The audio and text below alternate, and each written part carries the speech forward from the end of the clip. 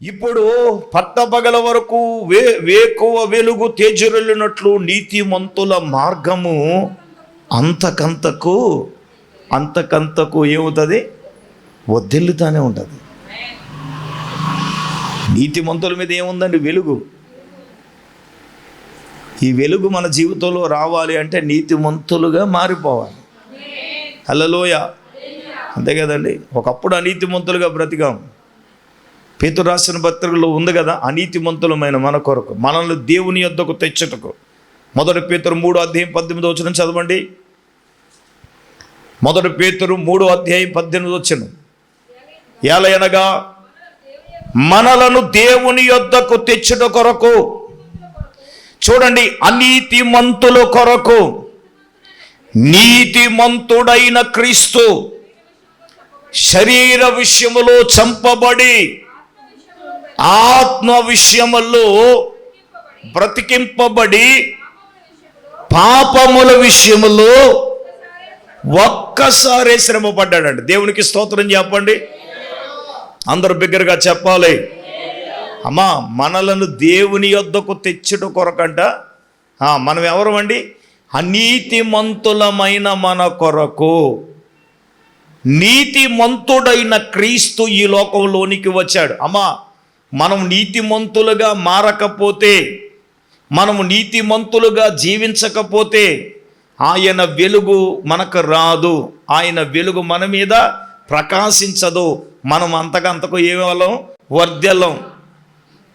యోబు గారు ఏమన్నారు? నీ నీతికి తగినట్లుగా నీ నివాస స్థలము తెలీదా మీకు? మళ్ళీ ఈడితే ఏమంటే తొంటని దేవునికి స్తోత్రం. తెలిసిండు కూడా మాట్లాడట్లేదు. ఇవన్నీ మనకి కంటత వాక్యాలే. నీ నీతికి తగినట్లుగా నీ నివాస స్థలము, నిద్దట్లో లేపిన పలికెత్తాం మనం దేవునికి స్తోత్రం. పలుకులు కంటత వాక్యమే కదా. హల్లెలూయా. ఉపవాసం కూటం అని మౌనంగా ఉంటే ముఖం మీద చూపుతాం కాదు. దేవునికి స్తోత్రం. ఆత్మశుద్ధి జరగాలి. హల్లెలూయా. మరి నీతిమంతులుగా మనం మారకుండా, నీతిమంతులుగా జీవించకుండా, టీవీ ముందు కూర్చున్న వాళ్ళని మీకోసం నేను చెప్పేది ఏంటంటే, నీతిమంతులుగా మనం మారాలంటే 4 విషయాలు చెప్తాను. ఒకటి, ఆదికాండము 15:6 అబ్రహాము దేవుని నమ్మెను, అది అతనికి నీతిగా ఎంచబడింది. అబ్రహాము విగ్రహారాధికుడే, కానీ సర్వశక్తుడైన సృష్టికర్త అయిన దేవుణ్ణి నమ్మాడు కాబట్టి అది అతనికి నీతిగా ఎంచబడెను.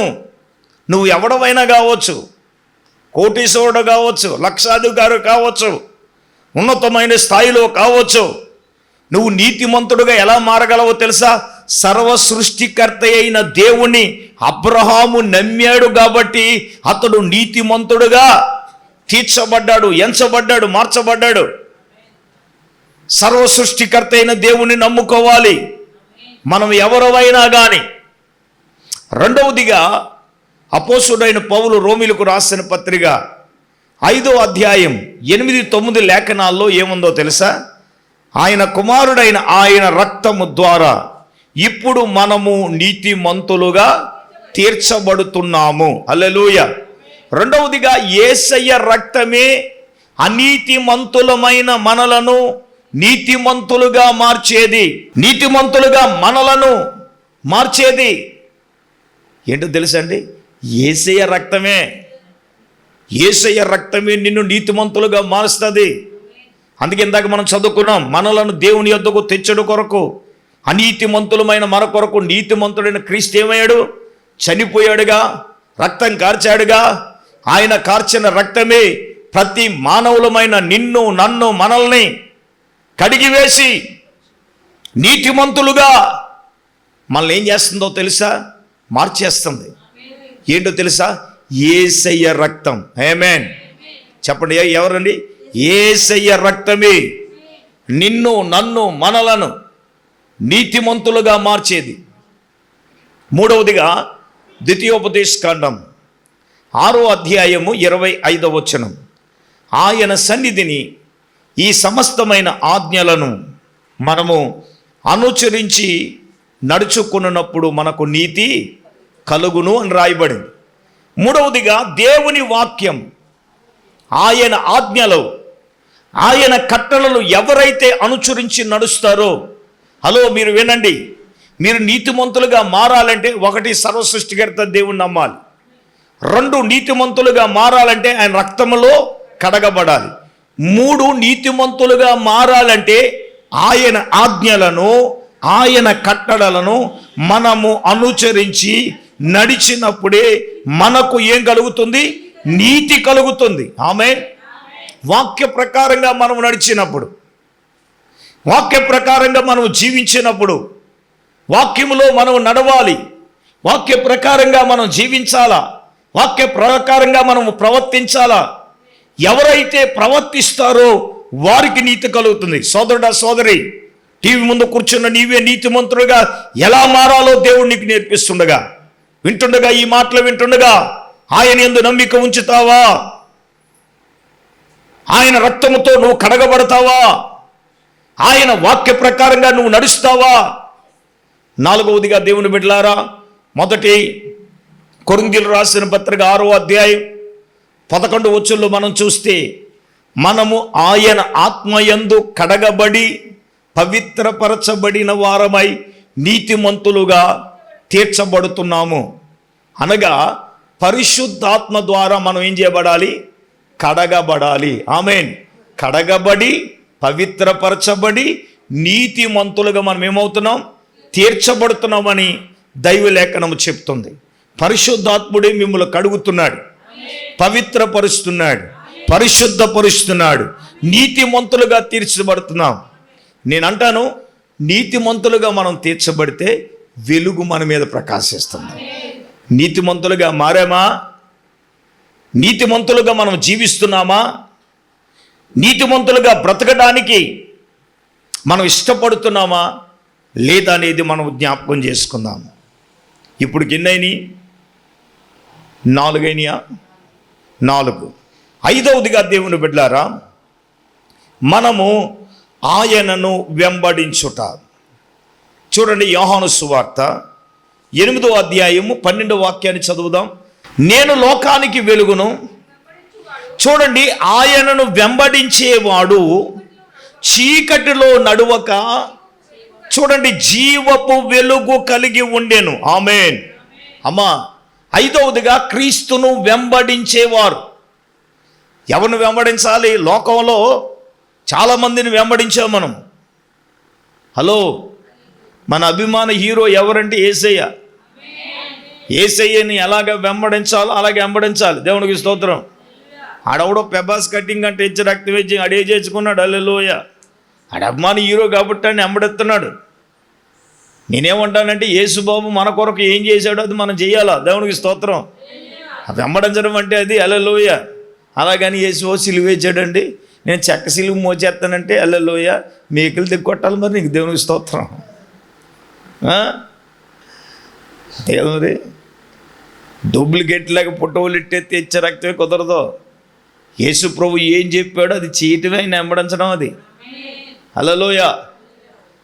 మన అభిమాన హీరో ఎవరంటే యేసయ్య. మన ఫాలోవర్ ఎవరంటే యేసయ్య. మనం అనుసరించవలసింది ఎవరిని? యేసయ్యను.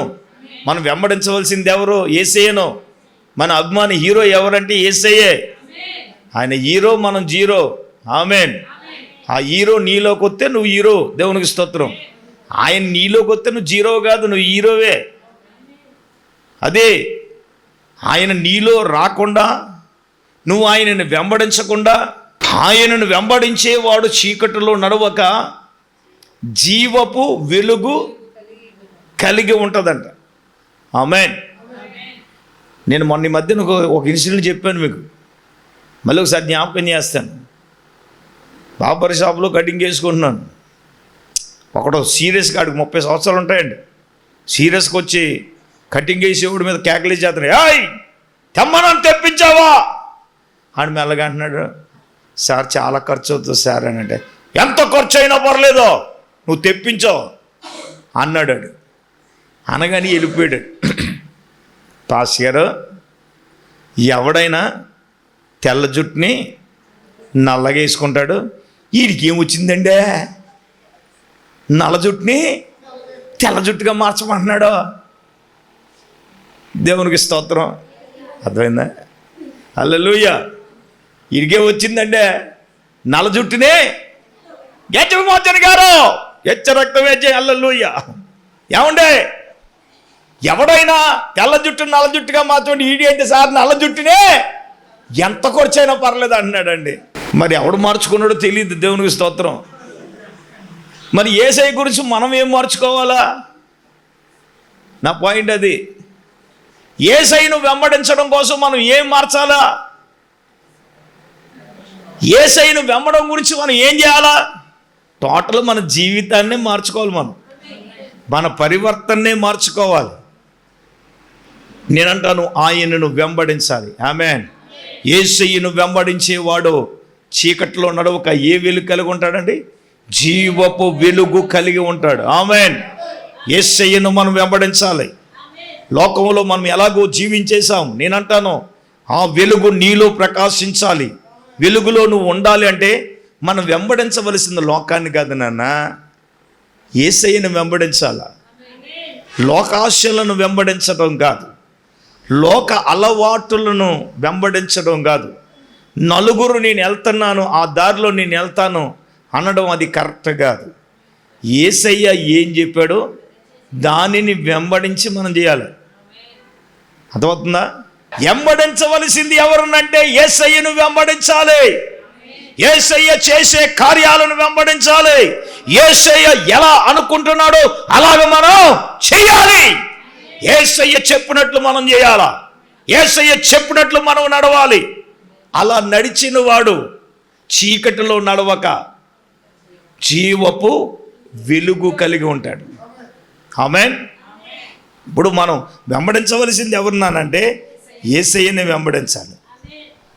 అవును, వెంబడించాలి. నిజం చెప్తున్నాను, వినండి. ఈ రోజున యేసయ్యను ఎవరైతే వెంబడిస్తారో ఖచ్చితంగా వాళ్ళ జీవితాలు వెలుగుమయంగా ఉంటాయి. మీరేమనుకోకండి, యేసయ్యను వెంబడించటం లేదు గనుకనే మన కుటుంబాల్లో చీకటి ఏలుబడి చేస్తుంది, వ్యక్తులలో ఏలుబడి చేస్తుంది. నువ్వు క్రీస్తుకు చోటిస్తే చీకటికి ఏమాత్రం చోటుందా? చెప్పండి. క్రీస్తుకు నీ హృదయంలో చోటుంటే, క్రీస్తుకు నీ వ్యాపారంలో చోటుంటే, క్రీస్తుకు నీ మనసులో చోటుంటే, నీలో చోటుంటే, నువ్వు చేసే దాంట్లో చోటుంటే. ఈ రోజున చాలామంది క్రిస్మస్లు చేశారు. దేవునికి స్తోత్రం. ఒక ఆవిడ ఏంటమ్మా కిస్మిస్ అండి, ఏంటి కిస్ మిస్, క్రీస్తు మిస్సు అంటే అర్థం ఏంటి? క్రీస్తు లేకుండా ఏమైపోయింది? అవును, మరి అవి దేవునికి ఇష్టమనియా? దేవునికి ఇష్టమా? క్రీస్తును వెంబడించే మనము జీవపు వెలుగు కలిగి ఉంటాం, క్రీస్తును వెంబడించేవాడు. ఆరవదిగా మనం చూసినప్పుడు దేవుని వెలుగు ఎవరి మీద వస్తుంది అంటే కొంచెం దాన ధర్మాలు. దానం అంటే ఆకలిగొనిన వానికి అన్నం పెడితే. యెషయా గ్రంథము 58వ అధ్యాయం 7-8 వచనాలు మనం చదువుదాం. నేను ఎందుకు డైరెక్ట్గా వాక్యం చదివించేస్తున్నానంటే చూడండి. నీ ఆహారము ఆకలిగొనిన వానికి పెట్టుటయు, నీ రక్త సంబంధికి ముఖము తిప్పుకుండుటయు,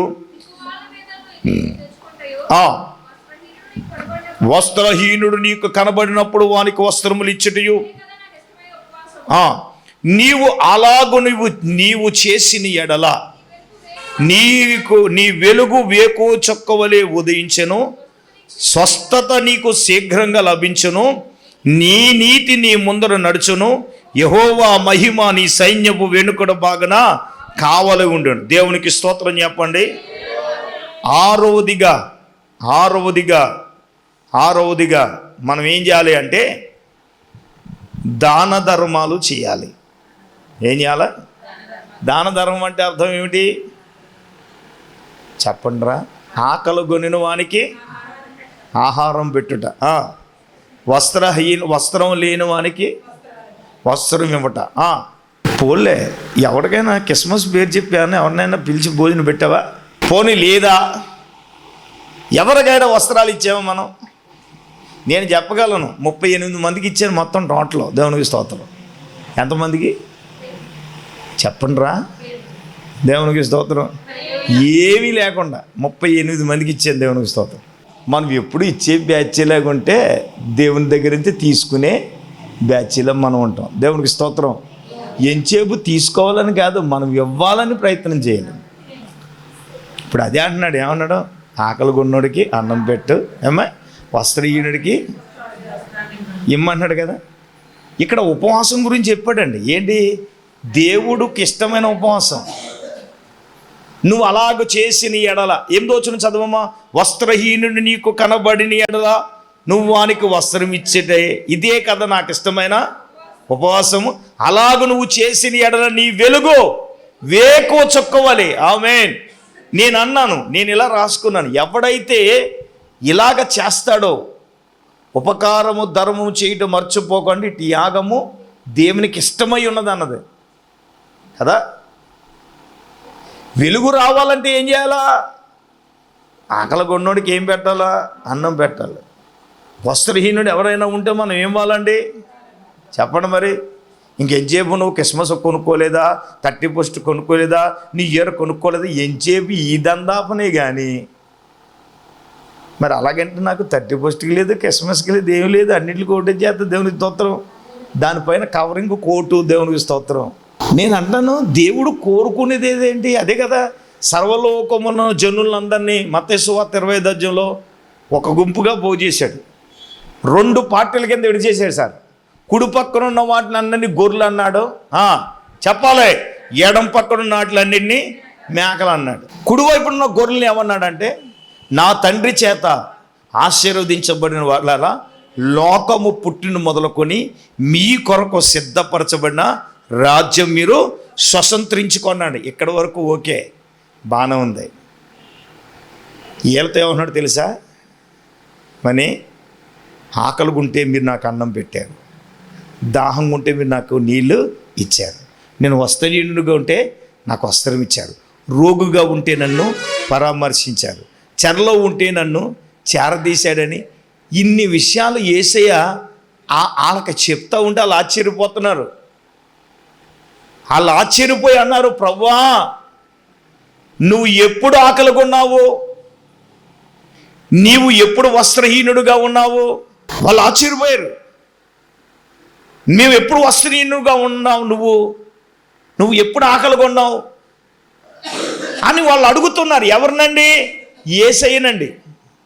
యేసయ్య అన్నాడు తెలుసా? రే నేను కదరా అల్పుడైన సహోదరుల్లో ఆకలి కొంటే వాళ్ళకి చేస్తే అది. దేవునికి స్తోత్రం. హల్లెలూయా.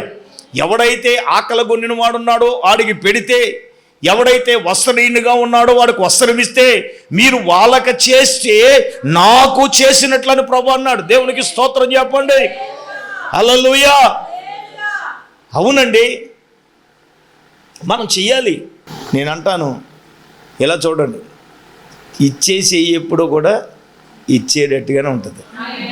ఎవరినో కాదు, మీ పాస్టర్ గారిని చూసి నేర్చుకోండి. దేవునికి స్తోత్రం చెప్పండి గట్టిగా. హల్లెలూయా. నేను ఒకప్పుడు ఇవ్వలేదు. నేను యథార్థంగా చెప్తున్నాను. 7 సంవత్సరాలు, ఆ 7 సంవత్సరాలు సైకిల్ తొక్కడమే మన పని. సైకిల్ తొక్కడమే. 7 సంవత్సరాలు సైకిల్ తొక్కడమే. 95 నుంచి 2002 వరకు సైకిల్ తొక్కా. ఇవ్వడం ఎప్పుడైతే మొదలు పెట్టామో దేవుడు పరిస్థితులు మార్చాడు. హల్లెలూయా. ఉండి కాదు, చెయ్యాలని. ఆమేన్. చేస్తే దాని యొక్క దీవెన ఏంటో, దాని ఆశీర్వాదం ఏంటో ఇచ్చి పొందుకున్న వాళ్ళు ఇవ్వకుండా ఉండలేరు. అది వాళ్ళకి చెప్పక్కర్లేదు.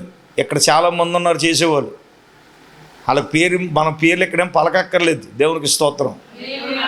ఇక్కడ ఇందులో ఉన్న వాళ్ళు కొంతమంది చేస్తున్నారు. నేను చేయట్లేదు అంటలేదు, ఇవ్వట్లేదు నేను అంటలేదు. ఇచ్చి వాళ్ళ ఆశీర్వాదం పొందుకున్నారు కాబట్టి ఇవ్వకుండా ఉండలేరు. ఆమేన్. చేయకుండా ఉండలేరు. అయితే నేను అంటాను, ఇప్పుడు యేసు ప్రభువుల వారు చెప్పిన మాట కానివ్వండి, నాకు ఇష్టమైన ఉపవాసం గురించి మాట్లాడిన మాటల్లో వెలుగు ఉదయించాలంటే ఒరబాబు నువ్వు ఈ పని చెయ్యమంటున్నాడు. అల్పులైన సహోదరులు ఎవరైనా ఉంటే వాళ్ళకి చేస్తే వాళ్ళకి చేస్తే ప్రభువుకు చేసినట్టే. ఎవరైతే కష్టకాలం వాళ్ళకి చేస్తే మనం ఎవరికి చేసినట్టు? ప్రభువుకు చేసినట్టు. మనం చెయ్యాలి కదా, ఇవ్వాలి కదా, పెట్టాలి కదా. దేవునికి స్తోత్రం. అయ్యగారు హల్లెలూయా, పాపం వాళ్ళకి ఇస్తాను అనుకున్నారు, అయ్యగారు మాకు కూడా ఇస్తారని అనుకున్నారంట. దేవునికి స్తోత్రం. అనుకోవటానికి నేను ఇవ్వనని ముందే చెప్పాను కదా. దేవునికి స్తోత్రం. హల్లెలూయా, అవునా కదా చెప్పండి. అది మరి దేవునికి స్తోత్రం. హల్లెలూయా. మీరు అనుకోవడం కాదు, ప్రభు అనుకోవాలి. ప్రభు అనుకుని నన్ను ప్రేరేపితే ఇస్తాను. మరి దేవునికి స్తోత్రం. మరి ప్రభు అనుకోలేదు, నేను అనుకోలేదు. మరి దేవునికి స్తోత్రం. మరి ఏం చేద్దాం? మరి ఏం చేద్దాం? దేవుడు ఏం చెప్తే అది చేసేయడం అంతే. దేవునికి స్తోత్రం. ఒక్క మాట చెప్తాను వినండి, అదే మనకు వెలుగు. ఆమేన్. అదే మనకు వెలుగు, అంతే కదా. మీరు అలాగూ చేసిన యెడల నీ వెలుగు వేకువ చుక్కవలే ఉదయించను, తర్వాత స్వస్థత నీకు శీఘ్రంగా లభించను, నీ నీతి నీ ముందర నడుచును, యెహోవా మహిమ నీ సైన్యము వెనకడ భాగముల కావులు. ఇంకా అంతకన్నా ఏం కావాలి? దేవునికి స్తోత్రం. స్వస్థత శీఘ్రంగా వస్తే చాలు నాకు. దేవునికి స్తోత్రం. హల్లెలూయా. రావాలని ఇటువంటి మంచి పనులు చేయాలి మనం. ఆమేన్. అలాగూ చేయనుగాక. చివరిది, 7వది, ఈరోజు ఈ సంవత్సరం మనకు ప్రభు ఇచ్చినటువంటి వాగ్దానం. యెషయా గ్రంథం 60వ అధ్యాయము 20వ వచనం. భవిష్యత్తును గురించి ప్రవచన వాక్కు అది. నీ సూర్యుడికను అస్తమింపడు, నీ చంద్రుడికను క్షీణింపడు, యెహోవాయే నీకు నిత్యమైన వెలుగుగా ఉండెను, నీ దుఃఖ దినములు సమాప్తమగు.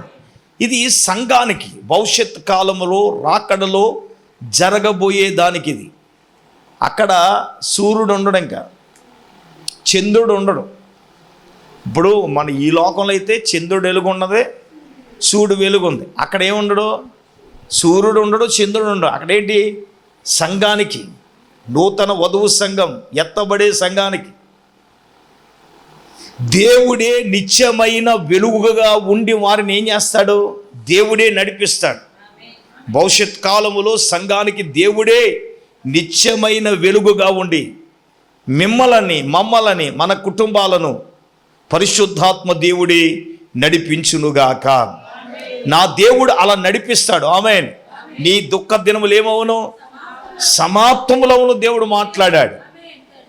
అంటే ఇక్కడ పరలోకములో దేవుడే నిత్యమైన వెలుగుగా ఉంటాడు. ఎత్తబడిన వధువు సంఘముగా భవిష్యత్ కాలములో సంఘ వధువు భవిష్యత్ కాలములో ఏమండి సంఘానికి దేవుడే వెలుగుగా, నిత్యమైన వెలుగుగా ఉండి ఆయన మనలను నడిపిస్తాడు. ఆమేన్. నేనేమంటానంటే సంఘ వధువుకు సిద్ధపాటు కావాలి. నేనంటాను సిద్ధపాటు కలిగిన ఆ వధువు సంఘములు ఎవరైతే ఉంటారో వారే ఆ నిత్యమైన వెలుగును చూడగలరు. ఆమేన్. సంఘ వధువుకు సిద్ధపాటు ఏంటి? మారు మనసు పొందాలా, పాప క్షమాపణ పొందాలి, బాప్తిసము తీసుకోవాలి, పరిశుద్ధాత్మ అనే వరం పొందుకోవాలి, వేరుబాటు జీవితం ఉండాలి, అపోస్తలుల బోధలోను ఏమండి సహవాసములోను రొట్టె విడిచిట్లోను మనం ఏం చేయాలి? ఎడతెగక ఉండాలి. ఈ సిద్ధపాటు అపోస్తలుల ఉపదేశం చేత కట్టబడి సిద్ధపాటు కలిగిన వాడే సంఘ వధువులో ఉండగలడు. వాడే నిత్యమైన వెలుగును భవిష్యత్ కాలములో వాడు చూడగలడు. సంఘం కొరకు సిద్ధపడలేనోడు, మారు మనస్సు పొందలేనోడు, పాప క్షమాపణ పొందలేనివాడు, క్రీస్తు కొరకు నూతన జీవితాన్ని జీవించలేనివాడు, నేనంటాను ఆ వెలుగును చూడలేడు. ఆ వెలుగు ఎవడు చూస్తాడు అంటే సిద్ధపాటు కలిగి ఉపదేశం, అపోస్తలుల ఉపదేశం చేత కట్టబడి మారు మనస్సు పొంది ఏమండి పరిశుద్ధాత్మ అనే వరాన్ని పొందుకొని వేరుబాటు జీవితము జీవించి తనను తాను ప్రత్యేకించుకున్న వాడే ఆ సంఘ వధువులోను ఉండగలడు. ఆ భవిష్యత్ కాలములో అక్కడ సూర్యుడు ఉండడు, చంద్రుడు ఉండడు, కానీ దేవుడే నీకు నిత్యమైన వెలుగుగా ఉండి నిన్ను నన్ను మనలందరినీ కూడా ప్రభు నడిపించునుగాక. అందరూ మోకరించండి, కళ్ళు మూసుకొని ప్రార్థన చేసుకుందాం. అందరూ కూడా కళ్ళు మూసుకొని, దేవా ఇంతవరకు నీ దైవజనుడి ద్వారా నీవు మాతో మాట్లాడి ఉన్నావు. అందరు నోరు తెరిచి ప్రార్థన చేద్దాం. అందరు నోరు తెరవండి, ఎవరు మౌనంగా ఉండొద్దు. ఇంతవరకు వాక్యం ద్వారా పరిశుద్ధాత్మ దేవుడి నీతో, నాతో, మనందరితో కూడా ప్రభు మాట్లాడాడు. మౌనంగా ఉండకుండా నోరు తెరిచి ప్రార్థన చేద్దామా? వెలుగు దేవుడు ఎవరి మీద ప్రకాశిస్తాడు అంటే, ఒకటి లోబడే వాని మీదకి వెలుగు ప్రకాశిస్తుందని దేవుడు మాట్లాడాడు. రెండవదిగా విశ్వసించేవాడు, మూడవదిగా యథార్థవంతులు, 4 నీతిమంతులు, 5వదిగా ఆయనను వెంబడించేవారు, 6 ఆకలిగొన్న వానికి అన్నం పెట్టేవాడు, దాగిపోయిగొన్నవాడికి దాహం ఇచ్చేవాడు, 7 భవిష్యత్ కాలములు అంటే సంఘ వధువుకు సిద్ధపాటు కలిగిన వాడని దేవుడు మాట్లాడగా, అందరము నోరు తెరిచి ప్రార్థన చేద్దాం. ఒక బలమైన తీర్మానంలోనికి వద్దాం. తండ్రి, 7 విషయాలు మా ముందు పెట్టి మాట్లాడారు. ప్రార్థన చేసుకుందాం. ప్రేమ నమ్మకం కలిగిన మా తండ్రి, జీవాధిపతి నీకు వందనాలు. ఈ వెలుగు మా జీవితాల్లో ప్రకాశించాలంటే మేమేమి చేయాలో 7 సంగతులు మీరు మాకు నేర్పించారు. విత్తబడిన మాటలు ప్రభువా ఇక్కడ కూడిన బిడలలోనూ, అలాగే టీవీ ముందు కూర్చుని వాక్యం వింటున్న వారితో మీరు మాట్లాడారు. విత్తబడిన మాటలు ప్రతి ఒక్క బిడ్డ హృదయాలలో ఈ మాటలన్నీ నీరు కట్టి ఫలింపు చేయండి పరిశుద్ధాత్ముడా. ప్రతి ఒక్క బిడ్డను ఆదరించండి, ప్రతి ఒక్క బిడ్డను బలపరచండి. వాక్యమైన యేసు ప్రతి ఒక్క బిడ్డతో మాట్లాడమని ప్రార్థిస్తున్నాను. అయ్యా 7 అంశాలు బిడ్డల జీవితాల్లో కలిగి, అయ్యా మీరు ప్రతి ఒక్క బిడ్డ కూడా వారి జీవితంలో నీ వెలుగును పొందుకోవడానికి సహాయం చేయండి. సమస్త చీకటి కుటుంబాలలో నుంచి పాలద్రోలండి అయ్యా, వ్యక్తులలో నుంచి పాలద్రోలండి, వ్యవస్థలలో నుంచి పాలద్రోలండి, వ్యాపారములో నుంచి పాలద్రోలండి. వారు చేసే ప్రతి పనిలో నుంచి చీకటిని పాలద్రోలండి.